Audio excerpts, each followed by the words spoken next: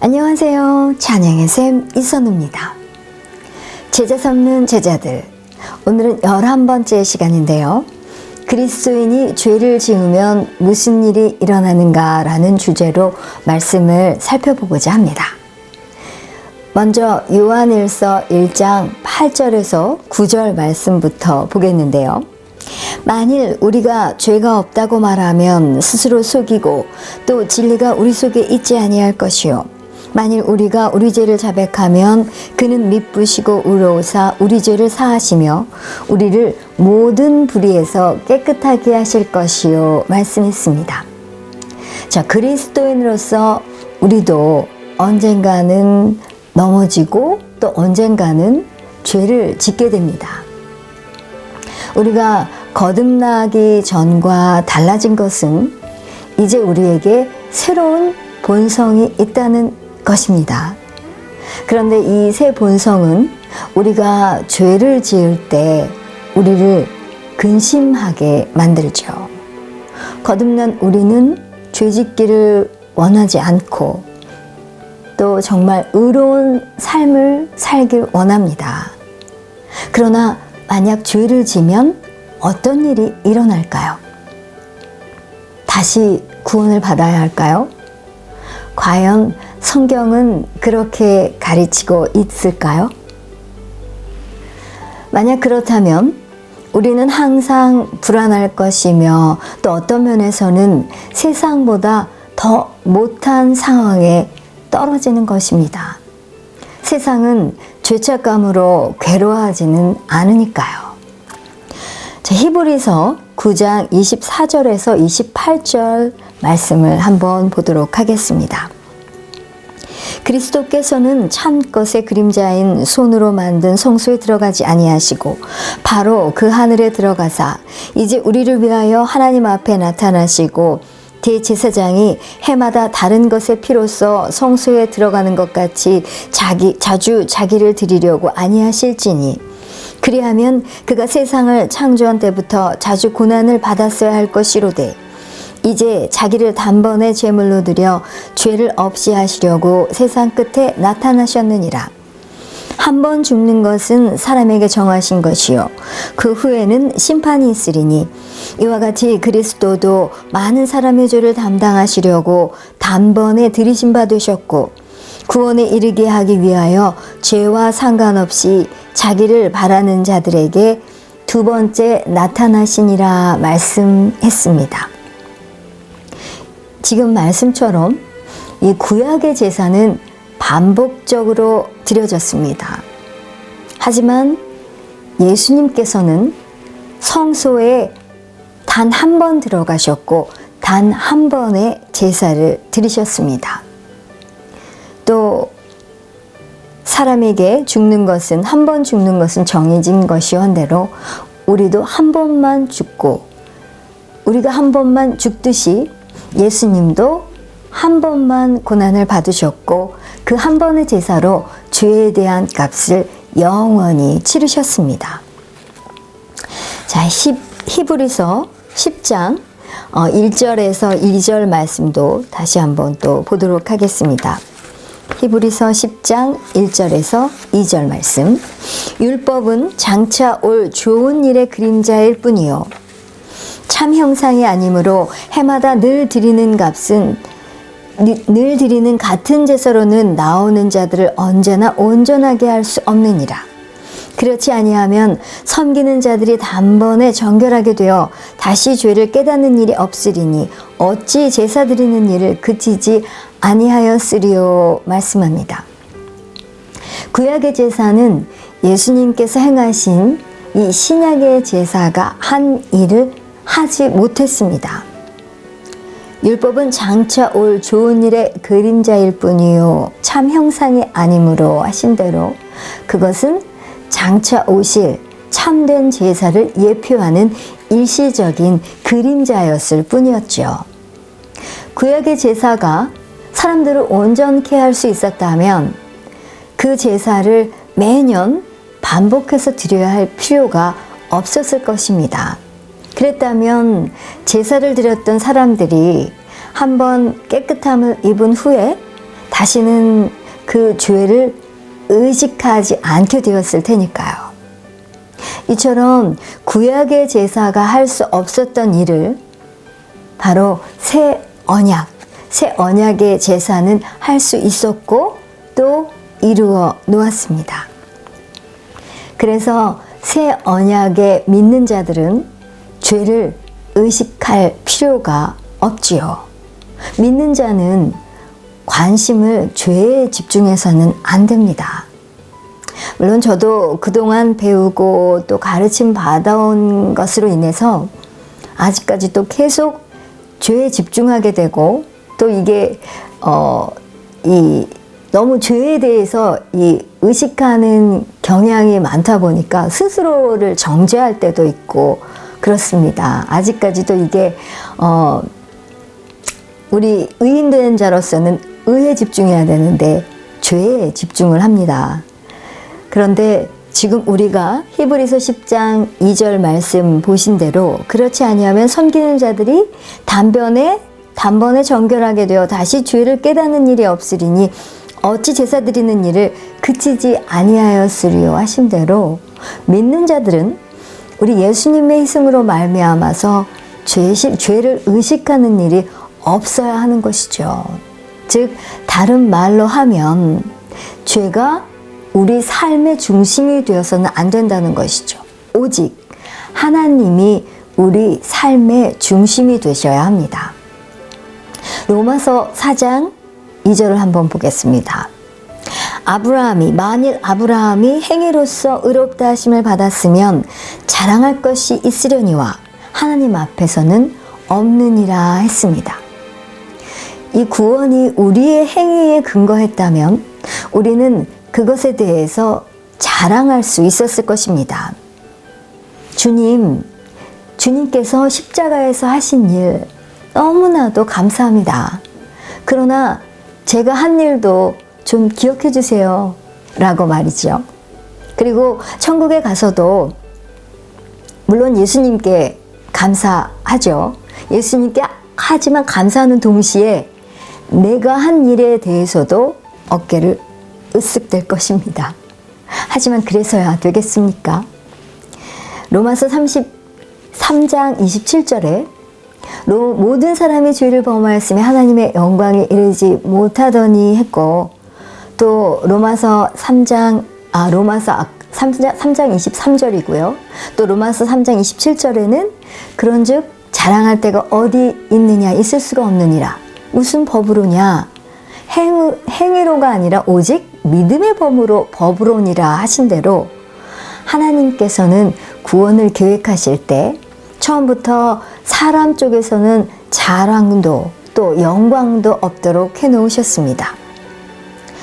로마서 6장 23절에 죄의 싹은 사망이요 하나님의 은사는 그리스도 예수 우리 주 안에 있는 영생이니라 하신 대로 이 영생의 선물은 말 그대로 선물이며 대가를 지불하고 얻어낼 수 있는 것이 아니기 때문이죠. 로마서 4장 2절 지금 보신 대로 만일 아브라함의 행위로서 의롭다 하심을 받았으면 자랑할 것이 있으려니와 하나님 앞에서는 없느니라 하신 대로 아브라함이 자기 자신의 행위로 의롭다함을 받았다면 자랑할 것이 있었겠지만 실상은 그렇지 않았다고 말합니다. 성경은 사람이 어떻게 구원받는다고 말합니까? 자기 자신의 행위로 받습니까? 자기의 공로로 받습니까? 아니면 자기 자신이 한 일에 대한 대가로 받습니까? 아브라함은 어떻게 의롭다함을 받았는지요? 그가 한 일 또는 그가 하지 않은 일 때문입니까? 아니면 그가 하나님을 믿고 신뢰하고 의지했기 때문입니까? 로마서 4장 3절에 성경이 무엇을 말하느냐? 아브라함이 하나님을 믿음에 그것이 그에게 의로 여겨진 바 되었느니라 말씀합니다. 내가 실패하고 죄를 지을 때도 있지만 그때도 나를 붙잡아주고 멸망하지 않게 하는 것은 무엇입니까? 예수님이 십자가에서 나의 모든 죄를 지셨기 때문에 나의 행위가 아니라 바로 그분을 믿음으로 의롭다함을 받습니다. 하나님 앞에서 의롭게 된 것이지요. 대부분의 그리스도인들은 우리의 행위가 하나님과의 관계에 지장을 준다고 가르침 받아왔을 것입니다. 물론 저도 그렇게 배워왔고요. 우리가 거듭날 때 용서받고 깨끗게 되고 완전한 새 사람이 된다. 하지만 죄를 지을 때마다 그 죄를 고백해서 주님의 보혈로 덮지 않으면 하나님과의 바른 관계를 잃게 된다. 죄를 고백하지 않으면 하나님은 우리를 기뻐하지 않으시고 또 우리를 받아주지 않으신다. 모든 죄를 고백하고 회개하기 전에 죽는다면 지옥에 가게 될 것이다. 이렇게 가르침을 받았는데요.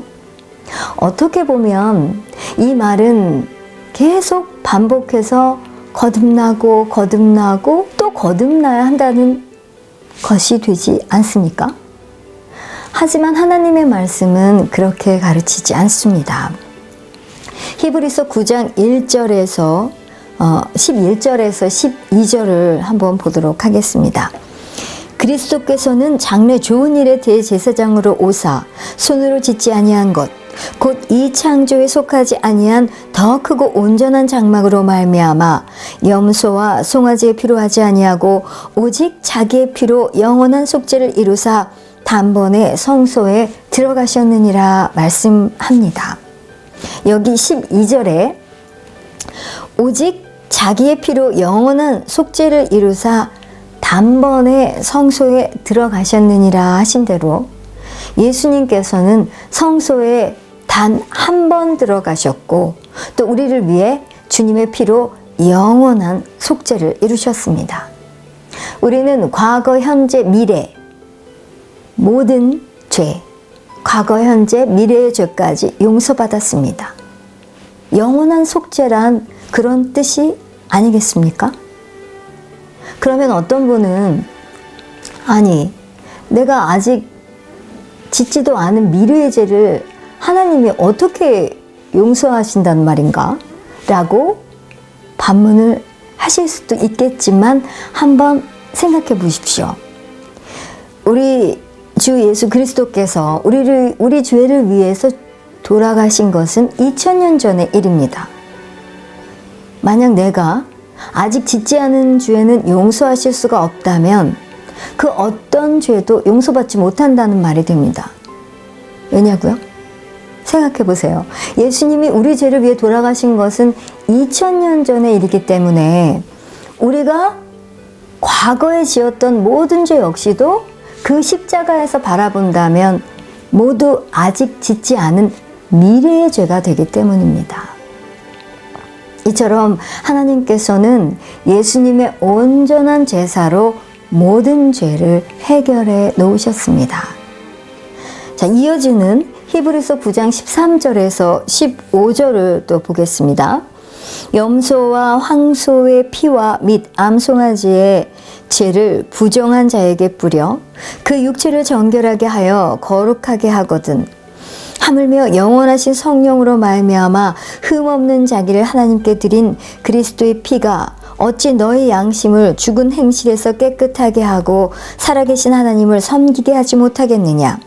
이로 말미암아 그는 새 언약의 중보자시니 이는 첫 언약 때에 범한 죄에서 속량하려고 죽으사 부르심을 입은 자로 하여금 영원한 기업의 약속을 얻게 하려 하심이라 말씀합니다.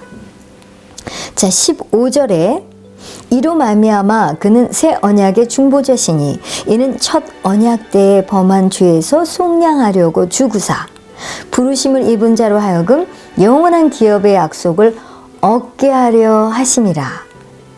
이 말씀대로 우리에게 영원한 유업을 주셨다고 말씀합니다.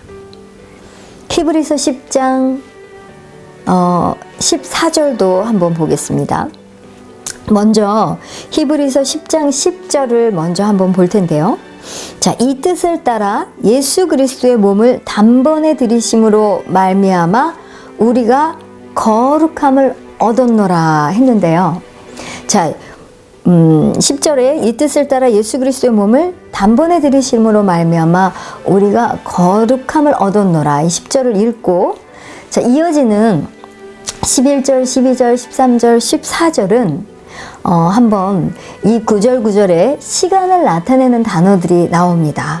그 시간을 나타내는 단어들, 이 단어를 한번 집중해서 단어들을 한번 눈여겨 봐 주십시오. 자, 11절입니다. 제사장마다 매일 서서 섬기며 자주 같은 제사를 드리되 이 제사는 언제나 죄를 없게 하지 못하거니와 오직 그리스도는 죄를 위하여 한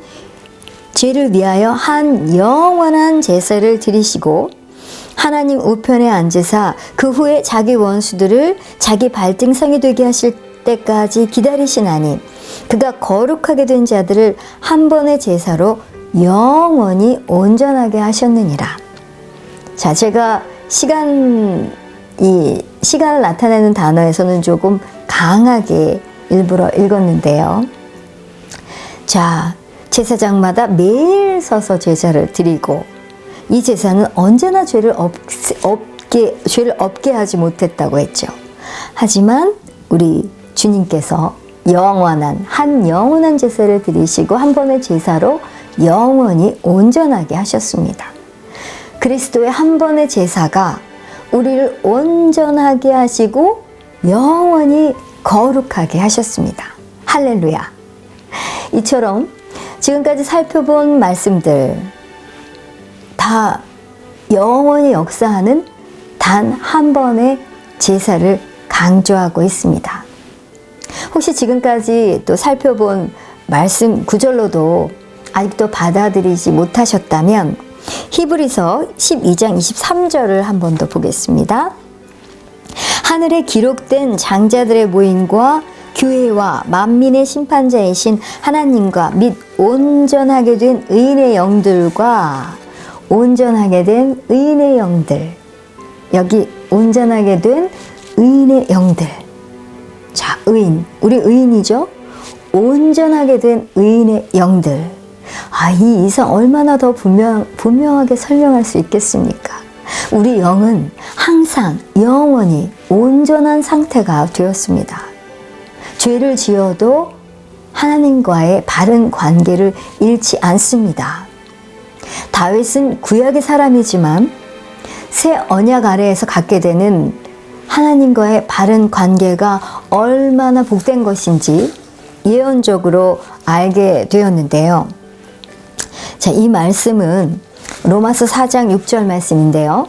킹제임 성경으로 보도록 하겠습니다. 킹제임스 흥정역으로 보겠습니다. 제가 필요에 따라서 이렇게 개정이나 개역 한글로 볼 때도 있고 또 이렇게 킹제임스 성경으로 볼 때도 있으니까 여러분들도 또 여러 가지 성경책을 참고하시면 도움이 되실 것입니다. 자, 로마서 4장 6절입니다. 이것은 또한 행위가 없어도 하나님께서 의를 인정하시는 사람의 복된 일을 묘사하여. 자, 이 말씀 구절은 지금 바울이 시편 말씀을 이용한 것인데요. 자, 시편을 그러면 시편 어떤 말씀을 인용한 것인지 시편 말씀을 또 보도록 하겠습니다. 시편 31편 1절인데요. 이것도 역시 킹제임스 흥정역으로 보겠습니다. 자기 범법을 용서받고 자기 죄가 가려진 자는 복이 있도다 했고, 또 시편 32편 2절에는 영 안에 간사함이 없고 주께서 불법을 인정하지 아니하는 사람은 복이 있도다 말씀했습니다. 자, 이 말씀에서처럼 구약의 사람 다윗도 새 언약을 통해 하나님께서 사람들에게 의로움, 즉 하나님과의 바른 관계를 거저 주실 때가 온다고 한 것이죠. 자, 그러면 계속해서 로마서로 다시 또 가서 바울이 쓴 내용을 보겠습니다. 로마서 4장 6절, 아까 이것은 또한 행위가 없어도 하나님께서 의를 인정하시는 사람의 복된 일을 묘사하여, 그리고 자 7절 이어서 봅니다. 이르되 자기 불법들을 용서받고 자기 죄들이 가려진 자들은 복이 있으며, 또 8절입니다. 주께서 죄를 인정하지 아니하실 사람은 복이 있도다 함과 같으니라. 자, 여기 보면 죄를 인정하지 아니하실 사람은 복이 있도다. 자, 죄를 인정할 수도 있다든지, 또 어떨 때는 죄를 인정하고 어떨 때는 죄를 인정하지 않으신다고 하지 않았죠. 분명 주께서 죄를 인정하지 아니하실 사람은 복이 있도다 라고 말씀했습니다. 자, 죄를 인정하지 아니하실, 이것은 강한 부정이죠. 강한 부정. 이 뜻은 주님은 절대 어떤 경우에도 우리에게 죄를 담당시키지 않는다는 뜻입니다. 이것은 정말 새 언약의 좋은 소식이죠. 자, 히브리서 10장 16절 보겠습니다. 주께서 이르시되 그날 후로는 그들과 맺을 언약이 이것이라 하시고 내 법을 그들의 마음에 두고 그들의 생각에 기록하리라. 이어지는 17절 또 계속 보겠습니다. 이 법, 내 법을 그들의 마음에 두고 그들의 생각에 기록하리라 16절에서 말씀했는데요. 자, 17절, 그리고 그 법의 일부는 바로 17절에 나옵니다. 또 그들의 죄와 그들의 불법을 내가 다시 기억하지 아니하리라. 우리가 죄를 짓고 또 그것을 미처 고백할 시간이 없었을 때에도 우리를 붙잡아주고 우리를 의롭게 하나님과 바른 관계에 머물게 하는 것은 무엇입니까? 그것은 바로 예수 그리스도를 믿는 그 믿음입니다. 자, 오늘 이렇게 주님이 이루신 영원한 속죄에 대한 말씀을 지금 살펴보고 있는데요. 예수 그리스도. 마태복음 1장 21절에 보면 아들을 낳으리니 이름을 예수라 하라. 이는 그가 자기 백성을 그들의 죄에서 구원할 자이심이라 하셨죠. 이 말씀대로 그분의 이름은 예수. 바로 자기 백성을 죄에서 구원하실 분이십니다. 우리 죄에서 구원하실 분, 오직 예수 그리스도십니다.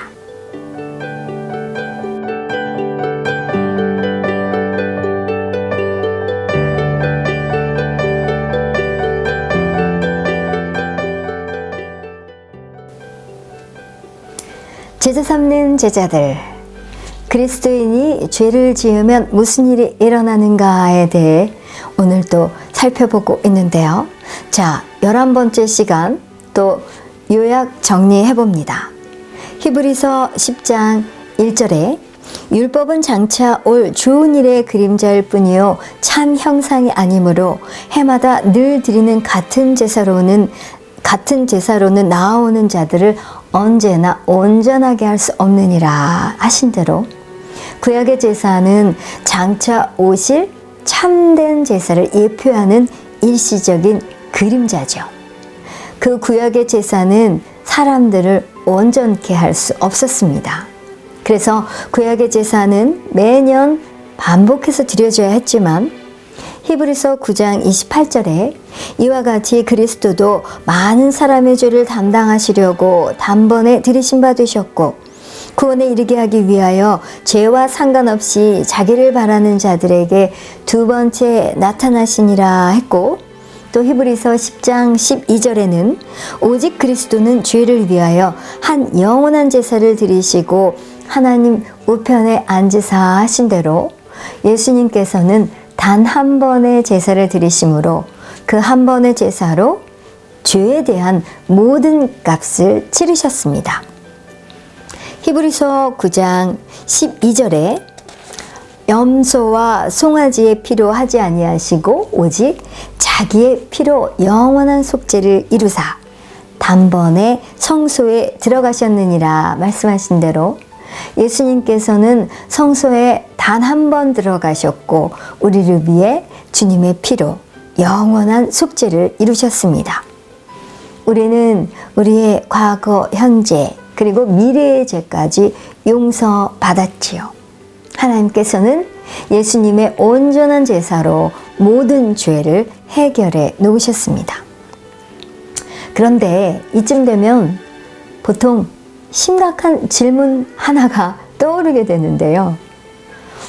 모든 죄 문제가 해결됐으니 그렇다면 계속 죄 가운데 살아도 된다는 말인가요? 하는 질문이죠.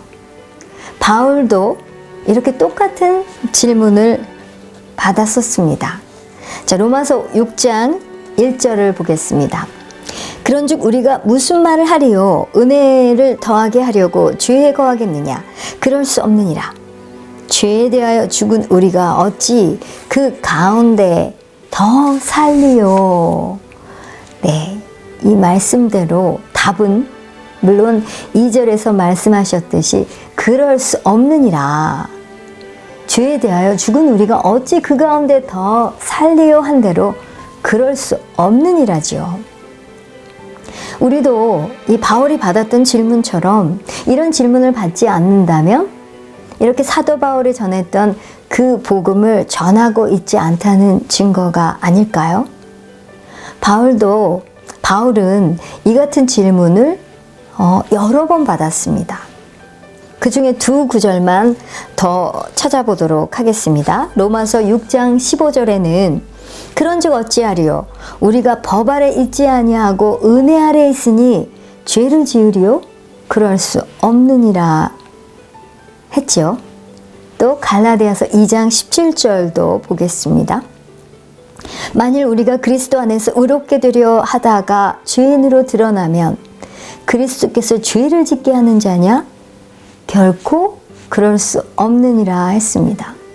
이 말씀은 전부 내가 지금 계속 죄 가운데 거하고자 하는 말입니까?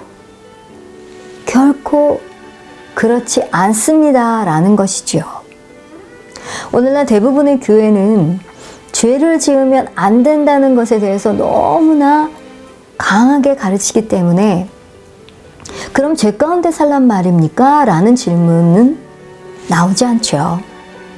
저도 오랜 기간 신앙생활을 해오면서 이 하나님의 사랑과 용납이 나의 행위, 내 행위에 의해 결정된다고 가르침 받아왔습니다.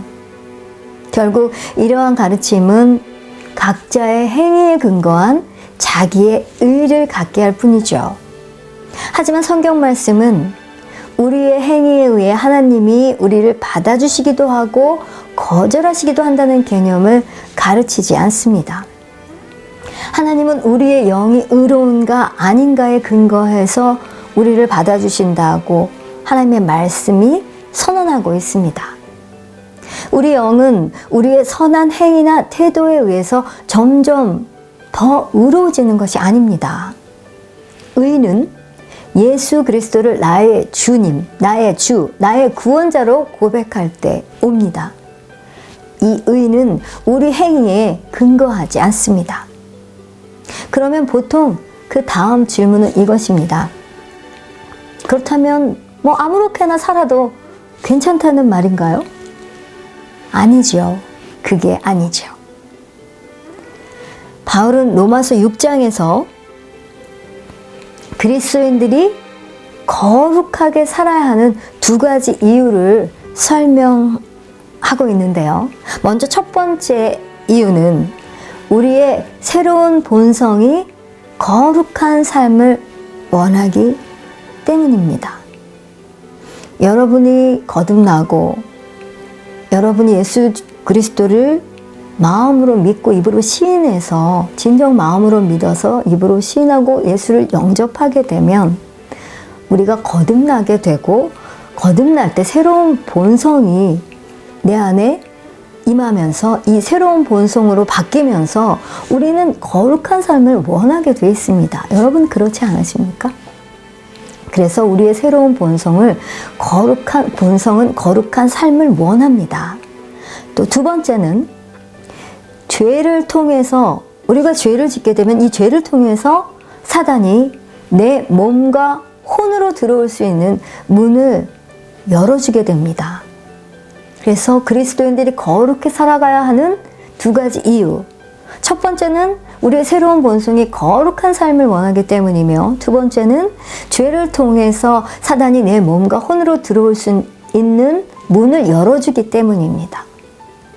어떻게 사는가가 내 영의 의로움에는 미치지 않지만 내 삶에는 엄청난 영향을 미치지요. 로마서 6장 2절에서 3절 말씀 보겠습니다.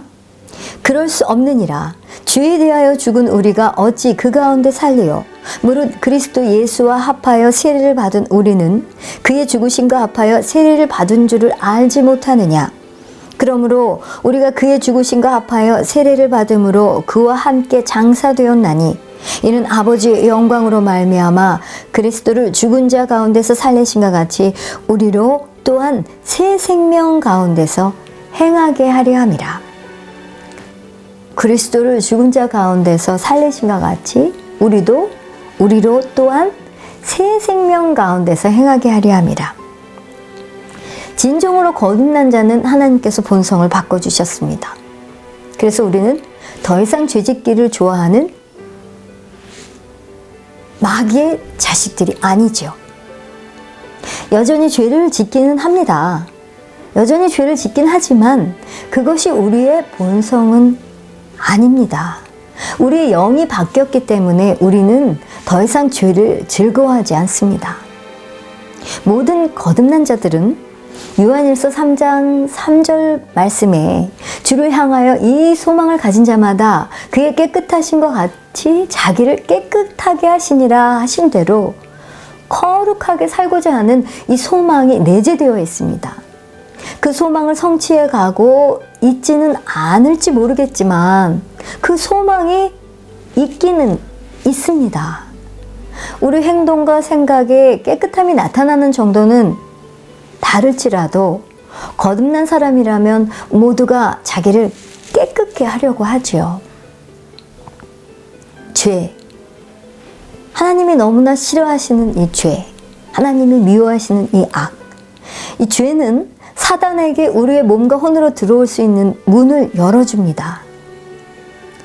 로마서 6장 16절에 너희 자신을 종으로 내어주어서 누구에게 순종하든지 그 순종을 받는 자의 종이 되는 줄을 너희가 알지 못하느냐.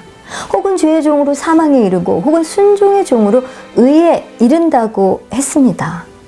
이 말씀대로 사단은 어떠한 방법을 써서라도 우리의 삶에 이 사망을 가져다 주려고 합니다. 도적이 오는 것은 우리를 도적질하고 죽이고 멸망시키려는 것뿐이요. 요한복음 10장 10절 말씀대로 사단은 우리를 사망으로 이끌어갑니다. 질병, 가난, 근심, 염려, 불신, 우울, 낙심, 분노 등등 모든 종류의 추악하고 추잡하고 악한 것들 다 원수 마귀 사단에게서 오는 것이죠. 무엇 때문에 이 원수 마귀 사단에게 자신을 공격할 기회를 주겠습니까? 우리가 죄 가운데 거하면 당연히 행복한 인생을 살 수는 없습니다. 우리가 만일 죄 가운데 살더라도 하나님께서는 여전히 우리를 사랑해 줄 것입니다. 여전히 사랑해 주시지만 이 죄가 하나님과 우리 사이에 문제가 되는 것은 결코 아니지만 죄를 짓는 것은 분명 단연코 현명한 처사가 아니지요. 그리스도인이 거룩하게 살려는 목적은 하나님께서 나를 용납하시고 기뻐하시게 하려는 것은 아닙니다. 하지만 거룩한 삶을 사는 것이 나에게 유익을 가져다 주죠. 거룩하지 않게 사는 것보다 거룩하게 사는 것이 훨씬 더 행복한 삶입니다.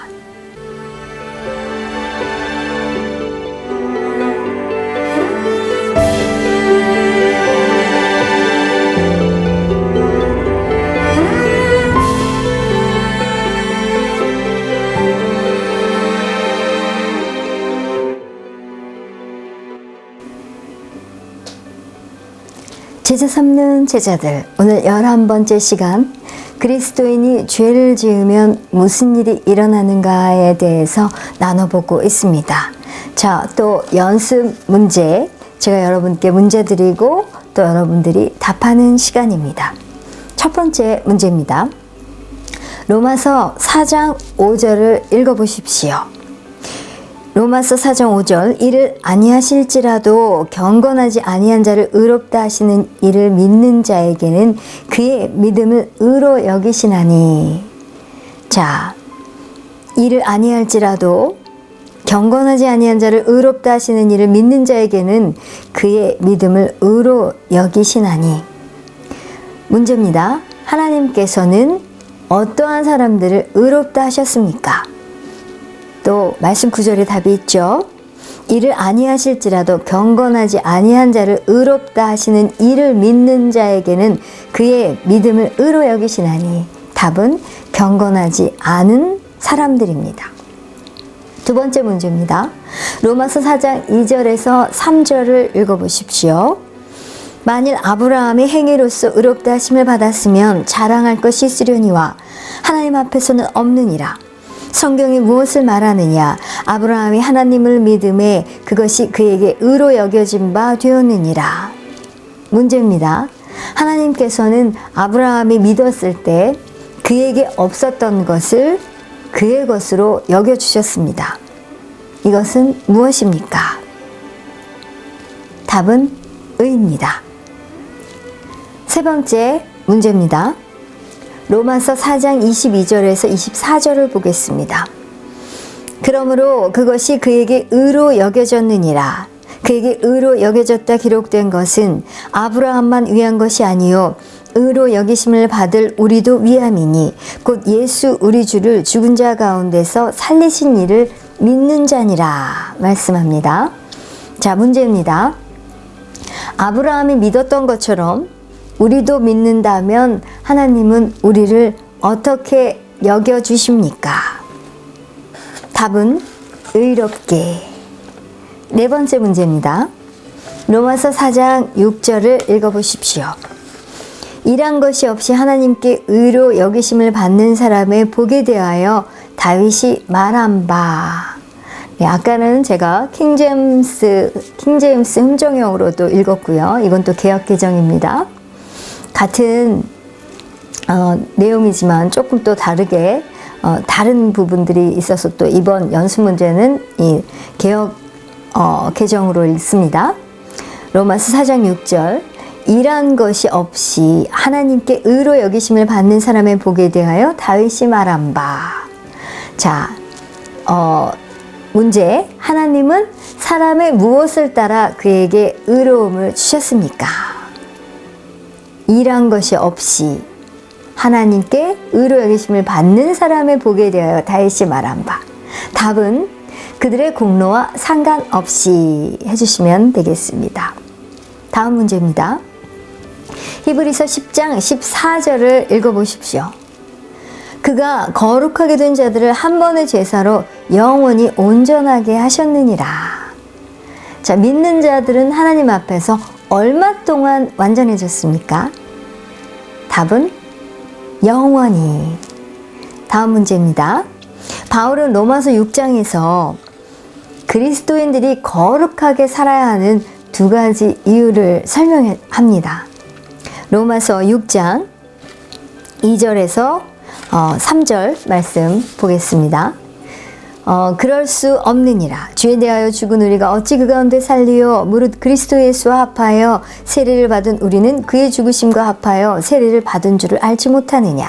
그러므로 우리가 그의 죽으심과 합하여 세례를 받음으로 그와 함께 장사되었나니 이는 아버지의 영광으로 말미암아 그리스도를 죽은 자 가운데서 살리신과 같이 우리로 또한 새 생명 가운데 생하게 하려 함이라. 자, 로마서 6장 2절에서 3절을 읽었고요. 자, 그리스도인들이 거룩하게 살아야 하는 두 가지 이유, 아까 말씀 또 나눴었죠.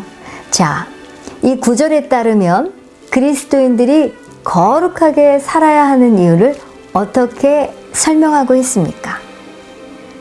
자, 진정 거듭난 자는 하나님께서 본성을 바꿔 주셨습니다. 우리는 더 이상 죄짓기를 좋아하지 않지요. 여전히 죄를 짓긴 하지만 그것은 우리의 본성이 아니라고 또 설명드렸죠. 우리의 영이 바뀌었기 때문에 우리는 죄를 즐거워하지 않습니다. 자, 그리스도인들이 거룩하게 살아야 하는 이유 설명드린 첫 번째 이유였는데요. 자, 이 구절은 우리 그리스도인들이 거룩하게 살아야 하는 이유를 어떻게 설명합니까? 답은 우리의 새로운 본성은 죄를 즐거워하지 않으며 거룩한 삶을 원한다 입니다. 또 다음 문제입니다. 로마서 6장 16절을 읽어보십시오. 너희 자신을 종으로 내주어 누구에게 순종하든지 그 순종함을 받는 자의 종이 되는 줄을 너희가 알지 못하느냐. 혹은 주의 종으로 사망에 이르고 혹은 순종의 종으로 의에 이르느니라. 자, 로마서 6장 16절. 너희 자신을 종으로 내주어 누구에게 순종하든지 그 순종함을 받는 자의 종이 되는 줄 너희가 알지 못하느냐. 혹은 죄의 종으로 사망에 이르고 혹은 순종의 종으로 의에 이르느니라. 자, 이 구절에 따르면 그리스도인들이 거룩하게 살아야 하는 이유를 어떻게 설명합니까? 자, 죄는 이 사단이 우리에게 공격할 기회가 이 죄를 통해 우리에게 주어진다고 했죠.